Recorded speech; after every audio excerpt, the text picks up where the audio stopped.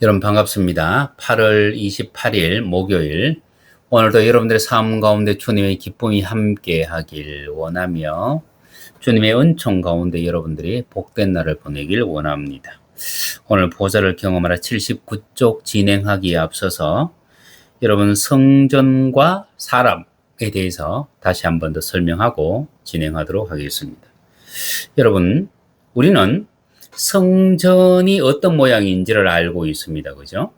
하나님께서 만들라고 말씀하신 그 광야의 여정, 우리의 인생길에 우리가 만들어야 될 성전, 가로 22.5m, 세로 45.6m.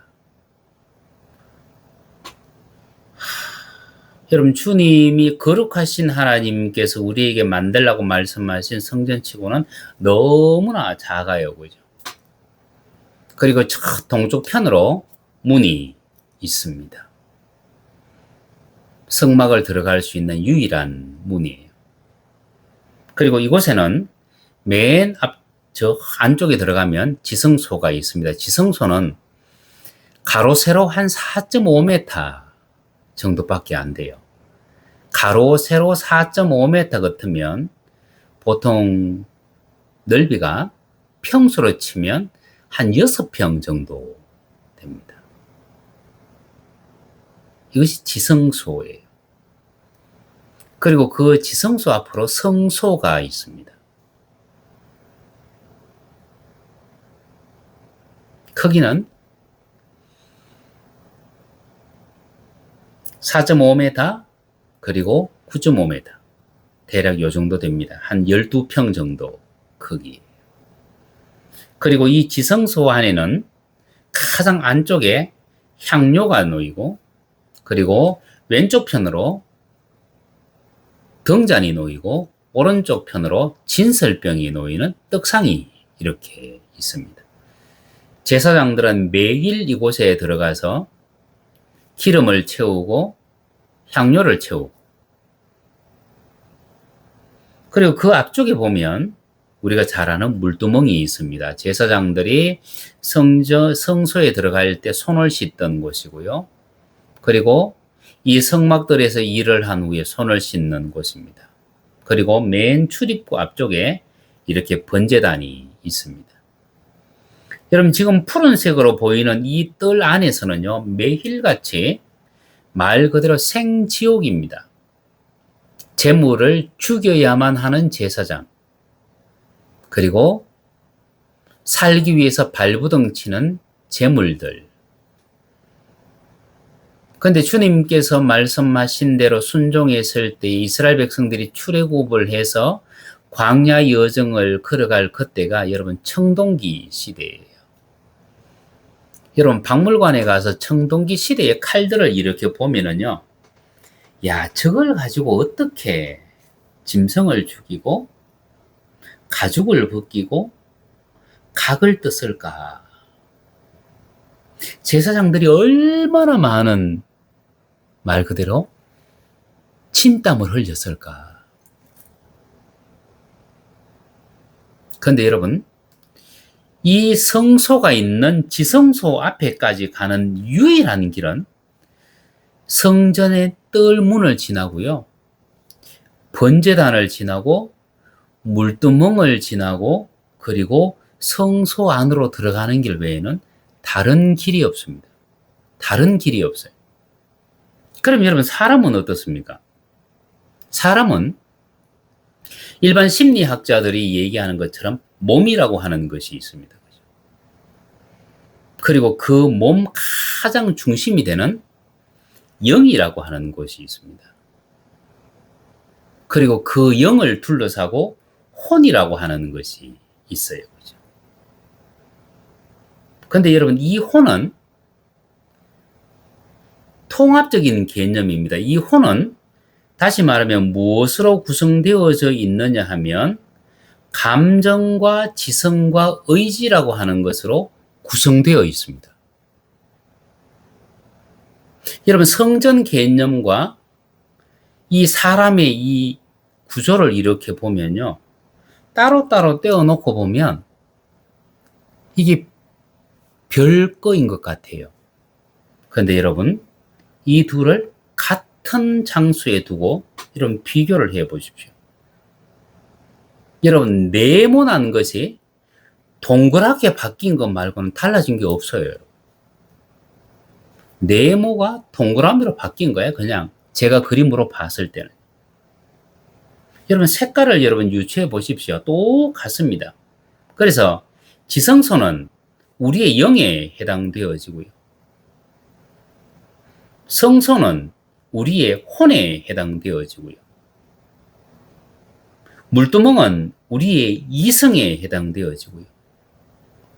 번제단은 우리의 의지에 해당되어집니다.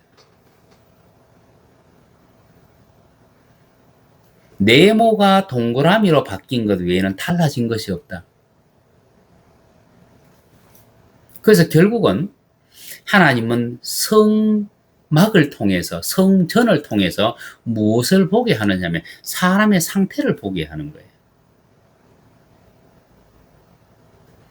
지성소 앞에까지 가기 위해서는 번제단을 통과해야 되고 물두멍을 통과해야 되고, 그리고 성소 안에서 쓰일 그 진설병과 그 기름과 그 향이 되어지기 위해서 깨어지고 빠지고 부서져야 되어지는 것처럼, 우리가 우리의 영에 임하시는 하나님을 만나기 위해서는요, 우리의 의지로 행했던 모든 것, 우리의 이성으로 행했던 모든 것, 우리가 감정으로 행했던 모든 것, 감정 속에 있는 모든 것까지 전부 다 깨트려야만 된다. 이것이 되어지지 아니하면 내가 은혜 받았다고 말을 하지만 그것이 지속되지 않습니다.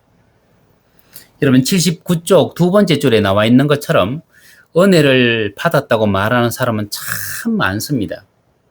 여러분, 지나간 얘기 들어보면요, 끝없이 나와요. 끝없이 나가요. 귀가 아플 정도로 얘기가 나와요. 잠그는 꼭지가 없는 수도처럼 계속해서 나옵니다. 그런데 여전히 힘든 삶을 살아가거든. 목사님, 돈 100만 원만 좀 빌려주십시오. 융통해 주십시오. 20일 뒤에 갚겠습니다.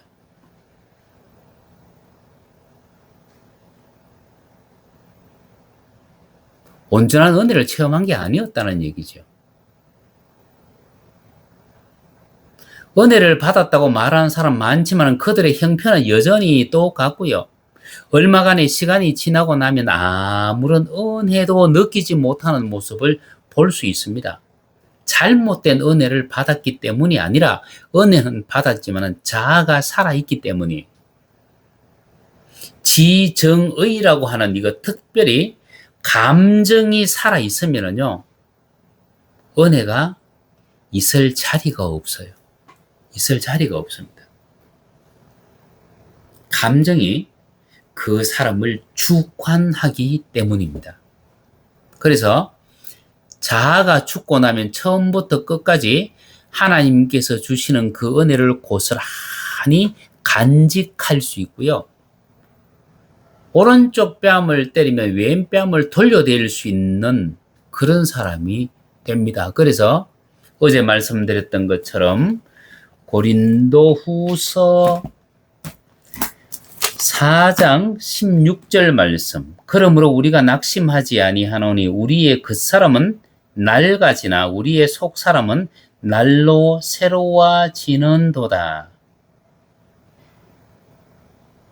여러분, 결국 이 깨어짐이라고 하는 것은 뭐냐면 하나님께서 우리를 다스리시기 위하여 현재 우리의 삶을 지배하는 보좌에서 우리를 끌어내릴 때 사용하는 방법이 이 깨어짐이에요. 그러면 우리는 이 깨어짐을 통과해야 된다. 깨어져야 된다.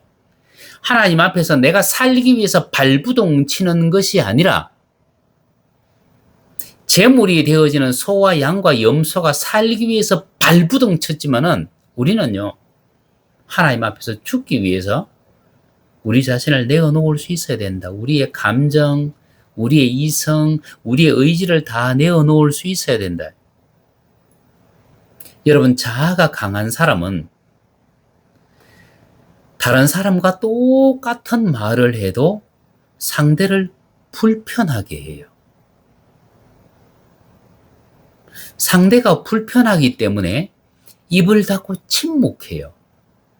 그래서 그 침묵하면 자기가 옳은 줄 알고 착각을 해요. 동시에 다른 사람이 무슨 말을 하면 그곳에서 거슬림과 불편함을 같이 느끼고 그의 행동에 시비를 걸어요. 그리고 감정이 요동쳐요. 여러분, 이처럼 눈앞에 보이는 사람의 말에 감정이 요동친다면 여러분, 사단이 중상모략할 때, 거짓으로 정언할 때 하나님 앞에서 잔잔히 있을 수 있을까요? 아니요. 하나님 앞에서도 요동칠 수밖에 없어요. 우리는 어느 정도 수준의 사람이 되어져야 되느냐 하면 내가 하나님 앞에 섰을 때 사단이 나를 직고해요. 하나님, 저 인간은 저런 죄를 지었습니다. 하나님, 저 인간은 이런 생각을 했습니다. 그 중상모략할 때도 하나님 앞에서 평정을 유지할 수 있을 정도의 사람이 되어야만 된다. 모든 것을 아시며 무엇이든 하실 수 있는 하나님께로 가까이 나아가는 것이 마음이 불편하다면 하나님께서 주신 부르심을 빼앗기게 된다. 다시 읽습니다. 모든 것을 아시며 무엇이든 하실 수 있는 하나님께로 가까이 나아가는 것이 마음에 불편하다면 하나님께서 주신 부르심을 빼앗기게 된다. 여러분, 하나님 나에게 임하여 주십시오 라고 말하지만 정작 많은 사람들이 하나님이 임하면 뒤로 물러가 버린다. 왜냐하면 하나님의 그 거룩 앞에 서기에는 우리 안에 뭐가 많다? 허물이 많다. 깨어지지 아니한 우리의 상처, 우리의 감정들이 너무나 많기 때문입니다.